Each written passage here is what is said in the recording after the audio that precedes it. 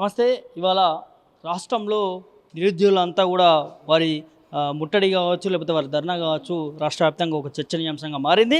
అయితే దీంట్లో చాలామంది నిరుద్యోగులు, విద్యార్థి నాయకులు లాఠీ చార్జ్లకి పాల్పడుతూ ఉన్నారు. లాఠీ చార్జ్లు పోలీసులు వాళ్ళపైన లాఠీ చార్జ్ చేస్తూ ఉన్నారు. వారికి అనేక గాయాలు కూడా జరగడం మనం చూస్తూ ఉన్నాం. కొంతమంది విద్యార్థి నేతలు, విద్యార్థి నాయకులు మనతో ఉన్నారు. లాఠీ చార్జ్లకు పాల్పడినటువంటి విద్యార్థులు, వారితో మాట్లాడి తెలుసుకుందాం అసలు ఎట్లా చూస్తారు దీన్ని అంతటిని కూడా.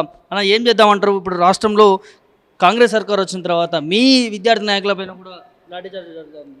ఏ విద్యార్థి నిరుద్యోగులను ఆధారం చేసుకొని అధికారంలోకి వచ్చినటువంటి రేవంత్ రెడ్డి ఈరోజు అదే విద్యార్థి నిరుద్యోగులకు ద్రోహం చేస్తూ ఉన్నది. అధికారంలోకి వచ్చినటువంటి 6 నెలలకే ఆయనకు అధికార మదం అనేటువంటిది నెత్తికెక్కింది. వేలాది మంది విద్యార్థి నిరుద్యోగులు ఈరోజు నిరుద్యోగులతో అన్ని పోలీస్ స్టేషన్లు కిటకిటలాడుతూ ఉన్నాయి.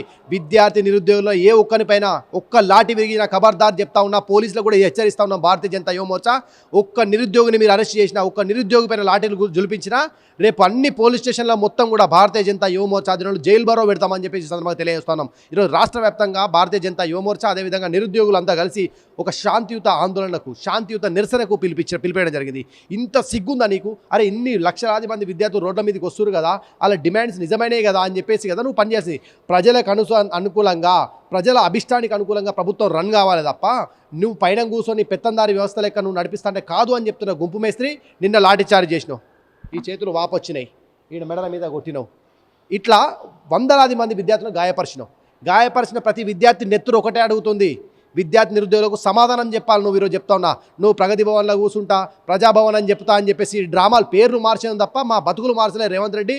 నువ్వు ఒక సన్నాసిలా వ్యవహరిస్తూ ఉన్నావు. ఈ రాష్ట్రం మొత్తంలో పోలీసులను ప్రహరించి మెట్రో స్టేషన్లలో, రైల్వే స్టేషన్లలో, బస్ స్టాండ్లలో, సినిమా థియేటర్లలో, అరే ఎక్కడ పడితే అక్కడ ఎక్కడ లేదు చెప్పి పోలీసులు ప్రతి ఒక్కరిని, మా ప్రైవసీ కదా, నువ్వు ఫోన్ ఓపెన్ చేసి వాట్సాప్ చెక్ చేసి వీడు ఎవరితో మాట్లాడిండు, ఏం చేసినాడు ఎట్లా చెక్ చేస్తావు? నువ్వు ఫోన్లు ఎట్లా ట్యాప్ చేస్తావు? నువ్వు ఫోన్ ట్యాప్ చేసిండు గత ప్రభుత్వం అంటగా, నువ్వు చేసింది ఫోన్ ట్యాపింగ్ కాదా? నువ్వు నిరుద్యోగులు ఎక్కడన్నాడు, వీడు ఏం చేస్తున్నాడు, ఎవరితో మాట్లాడుతున్నావు? ఒక అమ్మాయి మెసేజ్ పెడితే అన్న మమ్మల్ని ఇక్కడ ఇబ్బంది పెడుతున్నారని చెప్పేసి ఏదో గ్రూప్లో మెసేజ్ పెడితే ఆ గ్రూప్లో మెసేజ్ అర్ధరాత్రి వాళ్ళ ఇంటికి పోయి అమ్మాయిని అరెస్ట్ చేస్తావు. సిగ్గుందా నీకు? భయభ్రాంతులకు గురి చేస్తావా నువ్వు? నీ పోలీస్ యంత్రాంగాన్ని, నీ అధికార మదాన్ని టీఆర్ఎస్ పార్టీ నుంచి ఎమ్మెల్యేలు కొనుక్కొని నువ్వు గర్వంగా విగిపోతున్నావు. నీ గర్వాన్ని, నీ గౌరవాన్ని తీసి రోడ్డు బండ మీద వేయకపోతే మా పేరు భారతీయ జనతా యువమోర్చా కార్యకర్తమే కానీ ఈ సందర్భంగా తెలియజేస్తా ఉన్నామన్న. ఎట్లా చూద్దాం ఇవాళ ఈ టీఎస్పీఎస్సీ కావచ్చు, వివిధ మీరు అన్నట్టు మెట్రో స్టేషన్లు కావచ్చు, ఎక్కడ చూసినా కూడా పోలీసు యంత్రాంగం కూడా కట్టుదిట్టమైన చర్యలు తీసుకుంటా ఉంది. మీలాంటి విద్యార్థి నాయకులపైన లాంటి చార్జీలు చేస్తూ ఉంది. ఎట్లా అడవచ్చు? హోంశాఖ కూడా మన ముఖ్యమంత్రి గారి దగ్గర ఉంది. డెఫినెట్ అన్న, రాష్ట్రంలో హోంశాఖ ఆయన చేతుల్లో ఉంది, విద్యాశాఖ ఆయన చేతుల్లో ఉంది. 2 శాఖలు నీ చేతిలో ఉన్నాయి. ఒక శాఖను వినియోగిస్తున్నావు మమ్మల్ని అణచడానికి, ఇంకో శాఖను వినియోగించే రేవంత్ రెడ్డి గారు మా బతుకులు మార్చడం కోసం అని చెప్పేసి మేము అడుగుతా ఉన్నాం రేవంత్ రెడ్డిని. ఎందుకంటే అన్న, నీకు తెలుసు, నువ్వు చూసినావు కదా, అనేక మంది విద్యార్థుల యొక్క కష్టం కారణంగానే నేను ఎక్కినా మా కాంగ్రెస్ ఉన్నటువంటి గాడిదలు, సన్నాసులు, దిమాగులు ఎన్నోళ్ళు, దేడు దిమాగాళ్ళంతా ఎమ్మెల్యే అయ్యారు అంటే కారణం విద్యార్థి నిరుద్యోగులు మాత్రమే. వీళ్ళు పోరాటం చేసి, వీళ్ళు క్యాంపెయిన్ చేసి, వీళ్ళు ప్రభుత్వం పైన వ్యతిరేకత తీసుకొస్తేనే నువ్వు అధికారంలో కూర్చున్నావు. లేకపోతే నీ ఎమ్మెల్యేలు, ఈరోజు గెలిచినటువంటి ఎంపీలు ఉన్నారు కదా, వీళ్ళంతా అసమర్థులు. ఒక్కనికి క్యాపబిలిటీ లేదు 100 ఓట్లు తెచ్చుకోవడానికి. నిరుద్యోగులు తెస్తే వాళ్ళు వేసిన ఓట్లతో అధికారంకి ఎక్కి నువ్వు మదంతో వీగుతున్నావు. నీ మదాన్ని అనుస్తాం బిడ్డ అని చెప్పేసి సందర్భంగా భారతీయ జనతా యువమోర్చా నీకు హెచ్చరిస్తూ ఉంది. రాష్ట్ర వ్యాప్తంగా ఎక్కడ అరెస్ట్ చేసినా, ఏ కార్యకర్తను అరెస్ట్ చేసినా నువ్వు ప్రవర్తించే తీరు చాలా చాలా బాధాకరంగా ఉంది. ఇట్లా గిల్లడాలు, వాడిని ఒత్తడాలు, లాఠీతోని మోకాళ్ళ మీద కొట్టడాలు, ఇంత దారుణం అంటే హింసిస్తుర్రు. పోలీసులు అంతా హింసిస్తున్నారు. పోలీస్ శాఖను చూసి బయట పబ్లిక్ అంతా కూడా చీదరించుకునే పరిస్థితి. మళ్ళా దాపరించకండి. మీరు రక్షకులు, మీరు భక్షకులు కాదని నిరూపించుకోవాలంటే డీజీపీ గారు దయచేసి ఏ ఒక్క విద్యార్థి, ఏ ఒక్క నిరుద్యోగి మీద మీరు లాఠీ జులిపించకండి. ఓకే, ప్రజాస్వామ్యబద్ధంగా మేము వస్తున్నాం, శాంతితో నిరసన చేస్తామని చెప్పినాం. నువ్వు టీజీపీఎస్సీ అధికారులతో మాట్లాడు, విదేశాఖ అధికారులతో మాట్లాడు, ఎక్కడ సమన్వయ లోపం జరిగింది పెట్టు రివ్యూ.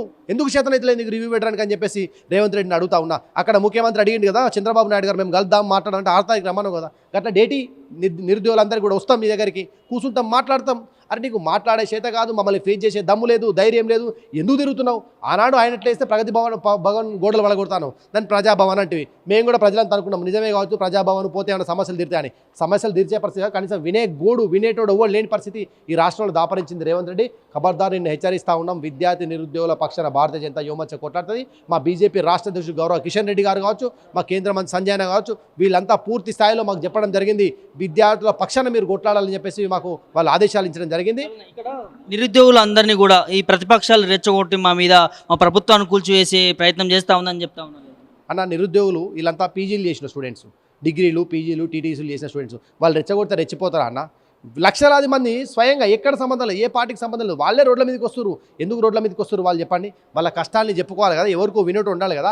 అధికార పక్షం పట్టించుకుంటే ప్రతిపక్షం దగ్గరికి ఎందుకు వస్తారు? నువ్వు ఆ బేసిజల్ అవ్వకు, నువ్వేంది పొలిటిసైజ్ అయింది, ఏదో బీజేపీ వాళ్ళు మాట్లాడుతూ చేసిన బలమైన ప్రతిపక్షంగా మేము మా యొక్క బాధ్యత నిర్వహిస్తున్నాం. నీకు దమ్ముంటే నువ్వు పిలుచుకొని మాట్లాడు, నిరుద్యోగులు డిమాండ్స్ ఫుల్ఫిల్ చేయి, నీకే వస్తుంది క్రెడిట్. మేము చెప్తాం నువ్వు మా విద్యార్థి నిరుద్యోగుల యొక్క డిమాండ్స్ ఏమైనా ఫుల్ఫిల్ చేయి, నీకు పాలాభిషేకం చేయమని చెప్పేసి నేను నిరుద్యోగులు చెప్తా.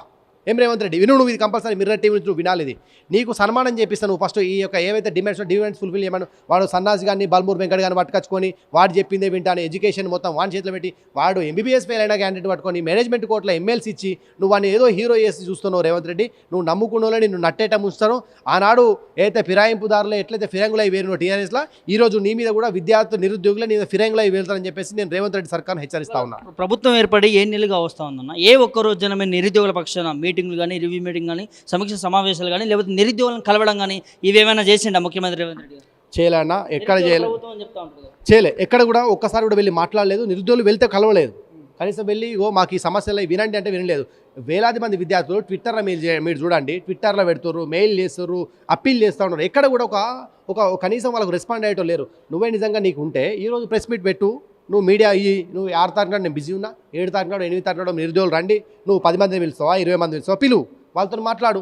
లేదు నువ్వు ప్రజాప్రభుత్వం ఉంటావు, రా ప్రజలలోకి రా, చిక్కడి సెల్పాలి సెంట్రల్ లైబ్రరీకి వస్తావా, ఉస్మానియా ఆర్ట్స్ కాలేజ్ కాడికి వస్తావా, లైబ్రరీ కాడికి వస్తావా, ఏడికి వస్తావు, మైత్రివనం కోసం ఏడికి ఒకటి నువ్వే ప్లేస్ డిసైడ్ అయ్యి మేము వస్తాం కదా ఆడికి. 10 మందే వస్తారు. నువ్వు నీ పోలీసులను పెట్టుకొని పర్మిషన్ తీసుకొని పెట్టుకో. ఎందుకంత బాధపడుతున్నావు? ఎందుకంత నొప్పి అవుతుంది? నువ్వు కూర్చున్న చైరు మీద ముళ్ళు గుచ్చుతున్నాయి. ఆ ముళ్ళు నిరుద్యోగుల పెన్నులు అవి. అర్థమవుతుందా రేవంత్ రెడ్డి? నిరుద్యోగుల పెన్నులు గుచ్చుకుంటారు నీ ముడ్డికి. కాబట్టి బరాబర్ నువ్వు రావాలి. విద్యార్థి నిరుద్యోగుల పక్షాలు బేషరతుగా క్షమాపణ చెప్పి ఇప్పుడు అరెస్ట్ అయిన విద్యార్థులంతా కూడా అరెస్ట్ చేసి విడుదల చేసి మా డిమాండ్స్ ఫుల్ఫిల్ చేయాలని చెప్పేసి నేను మిమ్మల్ని విజ్ఞప్తి చేస్తున్నాను.